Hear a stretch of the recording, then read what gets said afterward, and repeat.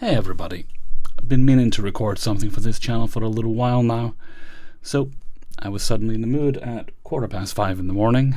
Really should be thinking about going to bed now, but here we are, and we're recording. I'm going to start putting vlogs up here. I've been meaning to for a while. I think I mentioned that on the other channel.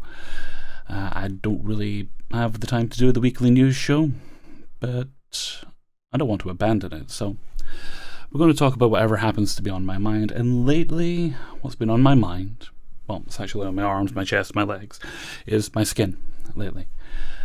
Some of you might know that I have a history with psoriasis. I've been dealing with it for a long time, and I'll kind of take you through that. Oh, spoilers, there's no bad news here, in case anyone's wondering. It was just something on my mind I wanted to talk about.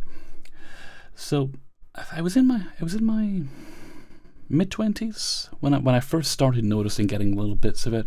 Got a little bit in my neck, a little bit in my arm. Never really got too bad overall. And it was just annoying skin.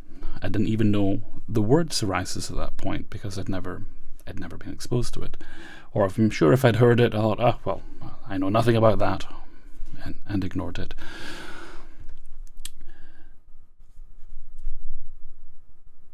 It was a few years later. My father had passed away, and that was very stressful. And my mother passed away 3 years after that, and I think just the culmination of the stress of that finally just seemed to make it get very bad. Not the worst it would get, but it got very, very bad for me. To the point where I had to go to a doctor and say, what happened? What is this? And they said, oh, it looks like you have psoriasis, and they gave me a Dovabate, as they gave me for it. Eventually I got properly referred to dermatology, but that wouldn't actually happen for a few years. Interestingly, I think it should have happened sooner, but I didn't get my recommendation to dermatology for quite a few years. And so I lived with psoriasis right up until about, I'm going to say 2017, but don't hold me firmly on the dates here, till about 2017, when it got really bad. Now, I always say I have an aggressive form of psoriasis. That's just my wording. I don't know how a medical professional would describe it. But when it's at its worst, it can cover about 95% of my body. There's nothing on me that isn't affected by it. Nothing. Use your imagination there. And so, eventually, I saw the dermatologist, and the nurse was so shocked. Bella, lovely lady, I've seen her several times since.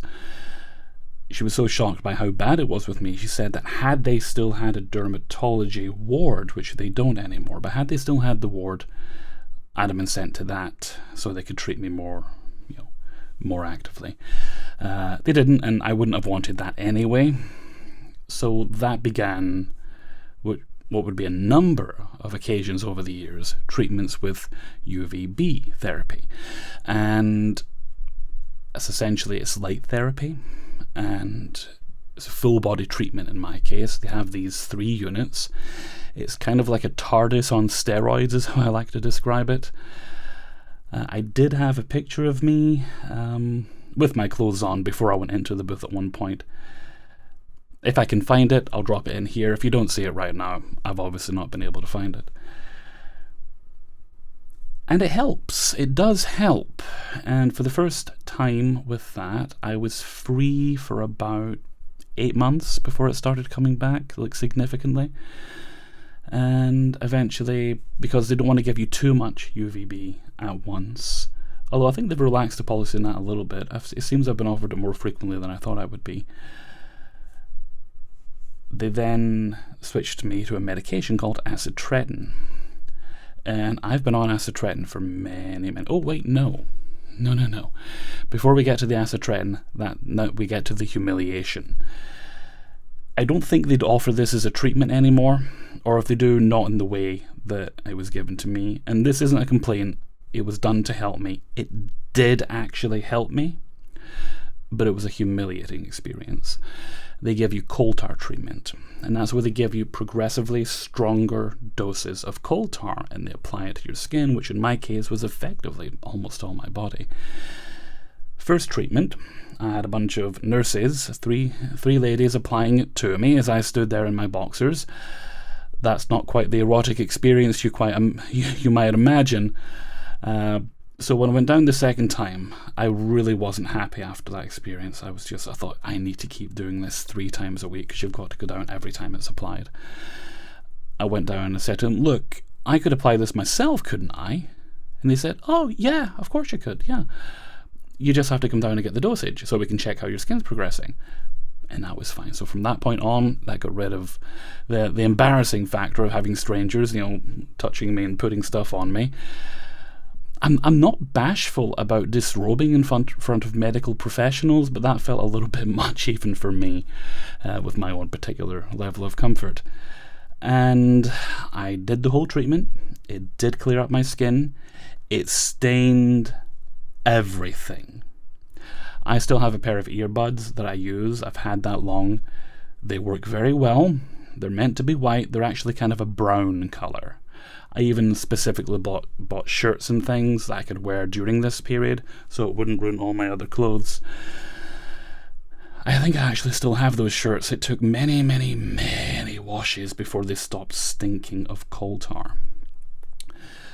Never again. So that then, when it came back after that again, it cleared up, but it didn't really. It was a bit less, I'd say. Let's say about 6 months to get my skin clear.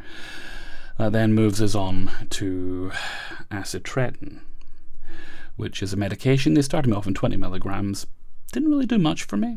I wouldn't say it wasn't doing nothing, because when I'm not taking it, I notice a difference. And eventually they upped the dosage of that.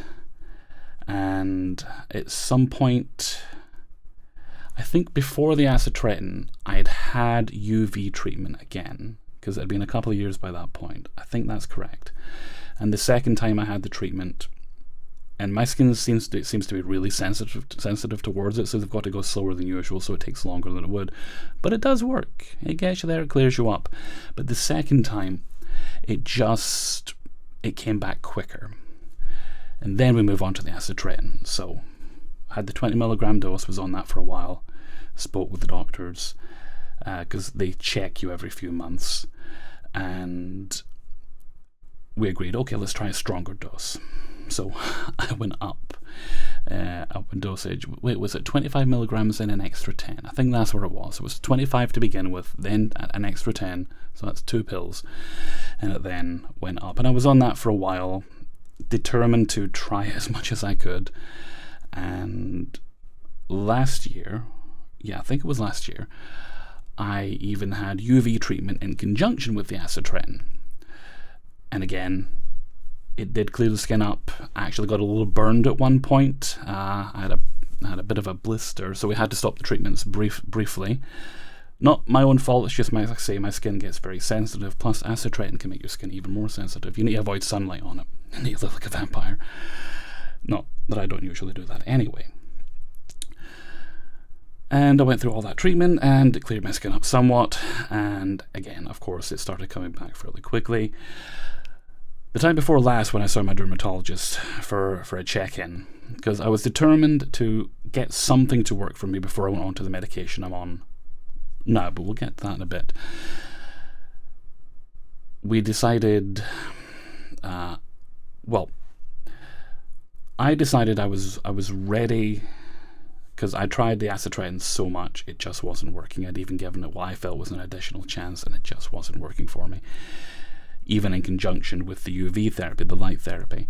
And so I went down time before last, and I said to the doctor, I'm ready to move on to methotrexate, because I'd discussed that with the previous dermatologist, and we'd agreed that if these treatments didn't work, we'd move on to methotrexate, which is an immunosuppressant. It's kind of scary to say an immunosuppressant, but the way I'm looking at it is my immuno needs suppressing. It's just not doing its job. It's aggressive to the point where it's ineffectual. That's how I see it. So perhaps it's time to try this. That doctor was going to put me on it, but he looked awfully nervous. I'm generally quite good at reading reading people in that regard. And I said, well, can I ask you a question? Do you think I should stick with the acitretin for now? And he said, yes, I think you should stick with the acitretin for now. I don't think he'd probably looked at my record if he was giving that recommendation, but I thought, you're the doctor. You've been to medical school. You obviously know more than I do for this condition that I've been living with since I was in my 20s. Should have really bear that in mind before I took his advice. And so I went away, and within the week I had a massive flare-up, quite painful. Eventually it settled down, and I thought, okay, let's just see what happens. Nothing changed. What changed was it gradually started to get worse again, to the point where it's at now. I won't show you it because it ain't that kind of channel. Sign up for my OnlyFans if you want to see that. So that led to my most recent appointment, and I went in, and at this point I knew it was going to happen. I'd already decided, and I spoke with the doctor. How you doing? I said, well, okay, I think it's time to switch to this. And she was, yeah, absolutely, we can do that. She checked my skin out, checked my nails, and we'll get to that in a little sec.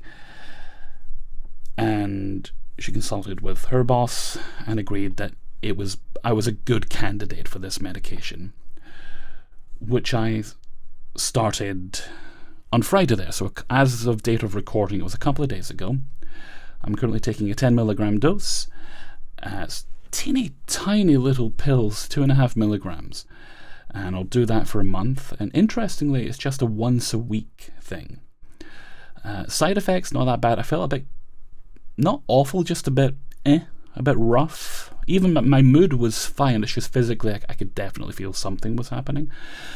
And a little bit rough today, which was also the day when I got the pneumococcal vaccine, because when you're getting your immune system suppressed, you have to get up to date with your vaccines to make sure that you're in as good a condition as you can be to fight off whatever may come your way. Give yourself every advantage. So I was very lucky that we were able to find a convenient appointment for me that I didn't have to travel too far. I was just done at my usual hospital, which I was very appreciative of that they did for me. And if those are the worst side effects I have with this medication, just feeling a little bit rough, yeah, okay, great. I can do that a couple of times a week. Yeah, well, once a week for like a day and a half, 2 days. That's absolutely fine. I take it on Friday. I don't work on Saturday anyway. I'm usually able to get Saturday off, so that works fine for me. And I also take, it is folic acid, which is, I think it's like a B vitamin thing, on the days where I don't take the methotrexate. And I'm hoping it finally does something to stave this off for me, for more than the brief relief I get. Because let me tell you some secrets about psoriasis. If you don't deal with it yourself, you probably just think, oh, well, it's bad skin, it must be annoying, but it's not the end of the world. Imagine most of your body being affected with it. Imagine your nails growing in a very gnarly, distorted fashion, all bumpy and very weak as well. For a couple of weeks there, it's not so bad now. I actually had trouble opening cans. I was like, come on, give me my sparkling water, you prick. That's getting better, thankfully, as the nails are starting to be a little bit stronger, but we're already starting to grow a little bit better before I started that medication, because it's only been a couple of days. It's not going to be an instant change. It would actually be months before I see a difference. And it can... How detailed should I get here? Let's just say psoriasis affects your insides as well as your outsides. A lot of the issues I thought were perhaps acid reflux related, some of them might be. It can affect inside of your mouth as well. And that never even occurred to me that psoriasis was causing that particular problem. I realized that with my nails, and even the medications you take to treat this sort of thing can have side effects. And I didn't even realize that the acitretin was making my lips are often dry, so I generally keep lip balm somewhere nearby. It probably fell on the floor. Keep one at my desk and one downstairs. But acitretin can make your lips even worse, which explains why my lips were so bad in the past few years. It also explains the irritation in my eyes. So I have entered a new chapter now. I've started a new medication. I am hoping that it works for me. I'm hoping that the blood work, because you have to get your blood work done every couple of weeks for the first few times. So I've got 3 appointments already scheduled for that. Then after that, if everything's okay after that, it's every 3 months. So check your bloods just to make sure everything's okay. At which point, after the first 4 weeks, I'll be on to a stronger dosage. So that's where I am right now. If anyone was curious as to what the situation was with the psoriasis, because I know some of you folks have it out there. I know you've heard me whine about it a little bit over the years, and this is my very first vlog on this channel. So until next time, thank you very much for watching, and take very good care of yourselves. Bye bye.